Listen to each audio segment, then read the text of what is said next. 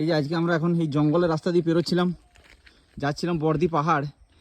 সুন্দর একটা মেঘলা ওয়েদার। তো এখানে দাঁড়িয়েছি, রাস্তার ধারে দুপাশে প্রচুর বন খেজুরের গাছ আছে। সেই খেজুর পাড়ার জন্য এই যে এখানে এই যে খেজুরের গাছ, এই যে চিনু ভাই অনেকগুলো পাকা পাকা খেজুর তুলেছে এখানে। খুব টেস্টি, খুব মিষ্টি আছে খেজুরগুলো। প্রচুর খেজুরের গাছ আছে এখানে। এই যে এগুলো সব বন খেজুরের গাছ। ওই সাইডের একটা গাছ আছে দেখছি প্রচুর ধরেছে, কিন্তু সমস্ত বীজটা ফেলে দেবে।